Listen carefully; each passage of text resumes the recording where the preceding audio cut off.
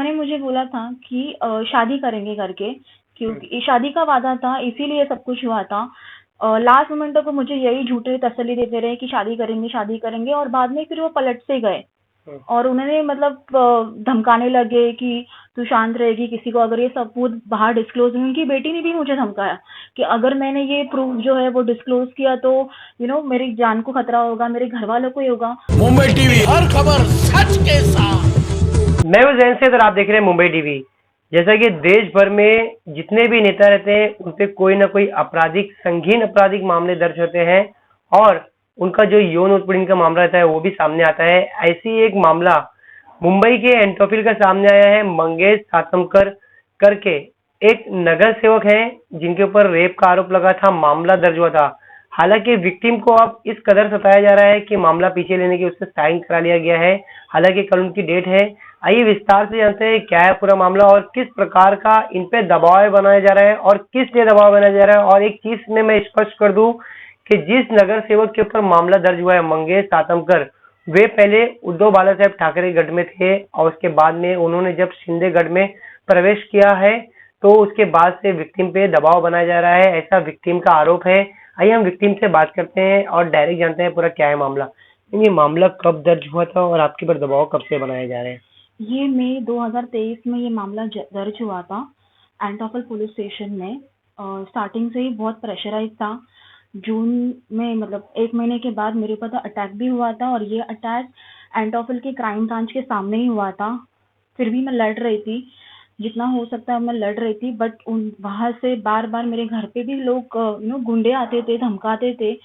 Attack भी हुआ, फिर भी मैं लड़ रही थी, बट फिर बाद में इन्होंने मेरे परिवार पे हमला करना स्टार्ट किया। मतलब मेरे पिताजी तो जो थे वो बहुत मतलब बुजुर्ग थे और बहुत बीमार भी रहने लगे, क्योंकि इन्होंने बहुत बहुत प्रेशराइज करते थे, इनके तरफ से लोग आते थे, धमकाते थे। मेरे पापा लिटरली हॉस्पिटल में एडमिट हुए। ये जो सातमकर थे वो वहां पे आके भी उनको धमकाने लगे। इस सब में मेरे पापा गुजर गए, और मेरे पास इतना प्रेशराइज था क्योंकि कोई कुछ कर ही नहीं रहा था। मतलब हल्ले हो रहे हैं, धमकी दी जा रही है, कोई कुछ नहीं हो रहा था। फिर दबाव में आके मुझे दबाव बहुत ज्यादा था, इसके लिए मुझे उनकी बात जो थी वो सुननी पड़ी। मुझे पुलिस स्टेशन में जाके ये साइन करना पड़ा कि मैं ये जो केस है अपनी मर्जी से ले रही हूँ, बट ऐसा नहीं था। वहां पे जो स्टेटमेंट वगैरह था वो ऑलरेडी प्रिपेयर किया हुआ था, मुझे जस्ट बोला गया कि मुझे ये साइन करना है। और जैसे ही मैंने वहां पे साइन किया, 5 मिनट के बाद उनका जो प्रवेश है वो शिंदे गुट में हो गया।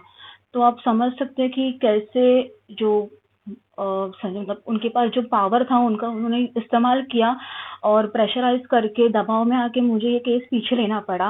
और सारे जो सबूत थे मैंने वो दिए थे, इसीलिए ये केस दर्ज हुआ था। बट अब मेरे पास नोटिस ऐसा आया है कि मैंने कोई सबूत दिए नहीं है, इस आधार पे वो केस क्लोज कर रहे। तो आप समझ सकते हो कि पावर का कैसे गलत इस्तेमाल किया जा रहा है। तो और सुरक्षा का भी बहुत मतलब मामला है। मैं बहुत डर गई हूँ, क्योंकि अभी मेरे पास मतलब मैं मेरी छोटी बहन के साथ यहाँ पे अकेली रहती हूँ। बहुत खतरा है, क्योंकि आपने देखे होंगे बाहर फायरिंग के केस वगैरह चलते रहते हैं। तो मैं यही निवेदन करना चाहूंगी कि मुझे न्याय ही मिले और मेरा सुरक्षा का भी ध्यान दिया जाए। जैसे आपने भी कहा कि दबाव में आकर, और आपने ये कहा कि पुलिस ने पहले से ही स्टेटमेंट रेडी रखा था, तो स्टेटमेंट रेडी किसने करवाया रहा होगा पुलिस से, क्या लगता है आपको? ये अभी पावर के अंदर मुझे नहीं पता एग्जैक्टली, बट मुझे यहाँ से गाड़ी लेने आई थी पुलिस स्टेशन से। मैं वहाँ पे गई, वहाँ पे जाने के बाद जो स्टेटमेंट था वो ऑलरेडी रेडी किया हुआ था। मुझे वहाँ पे उन्होंने बस साइन करने बोला। मैंने वहाँ पे उनको बताया कि मैंने ये सब प्रेशर के अंडर किया जा रहा है, बट उन्होंने सुन के अनसुनी जैसा कर दिया। मैंने बस बोला कि मुझे साइन करना है, और गवाह जो थे, मतलब मैं साइन कर रही हूँ अपनी मर्जी से, इसके गवाह भी उन्होंने ही तैयार किए हुए थे। अच्छा। तो ये सब साइन वगैरह किया मैंने, और जैसे ही मैंने साइन किया मैं बाहर आई तो न्यूज में देखा कि उनका वहाँ पे जो कॉन्फ्रेंस वगैरह वो ऑलरेडी रेडी था। तो आप समझ सकते हैं कि शायद से ये पहले से ही उन्होंने प्री प्लान करके रखा था। जैसा आपने अभी मुझे एक चीज ये भी कहा कि इस पूरे मामले को लेकर कोई सबूत नहीं मिला है पुलिस को, सबूत तो सारे दिए हुए, फोटोज, इनफैक्ट उनका खुद का कन्फेशन कि उन्होंने खुद ये सब किया है, उन्होंने खुद कॉल पे अग्री भी किया है, ये सब कुछ था। इनफैक्ट जो पंचनामा होता है, पंचनामा में मैंने जो बताया था सारी जगह, वहाँ पे भी पुलिस मेरे साथ आई थी, हर जगह वहाँ पे वेरीफाई हुई थी, हर बातें मैंने प्रोवाइड की थी। अब आप ही सोचिए, इतने बड़े नेता के ऊपर अगर मैं एलिगेशन लगाऊंगी तो पुलिस ऐसे ही दर्ज करेगी या केस?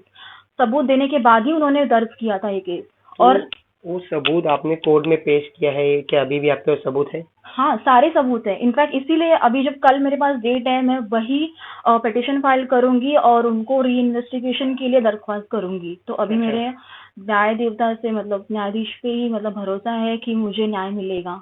मगर आपको किस तरीके से यौन उत्पीड़न किया गया? क्या आपको कुछ आश्वासन दिया गया था? तो आप इस तरीके मतलब यहाँ तक आने की जरूरत कैसे पड़ी?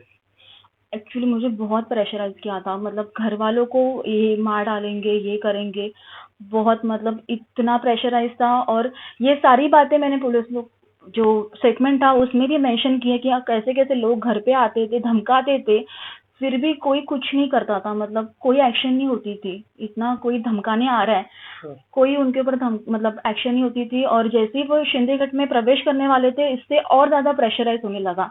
और अभी मुझे डर इसी बात का है कि वो तो शिंदेगढ़ के नेता है और अभी तो सत्ता उनकी है, तो बहुत डर है। बट फिर भी मैं लड़ूंगी, जितना मुझसे हो सकता है मैं जरूर लड़ूंगी। इस पूरे मामले में मैं एक चीज ये नहीं समझ मुझे, इतना गंभीर मामला, यौन उत्पीड़ित का मामला, और उसके बाद में उनकी गिरफ्तारी नहीं थी, केस डिस्चार्ज करने की नौबत अभी तक यहाँ पर आ गई है। ये अभी अभी वो सत्ता के नगर सेवक थे वो, तो उनके पास सत्ता है, पावर है, पैसा है, सब कुछ वो मैनेज कर रहे हैं।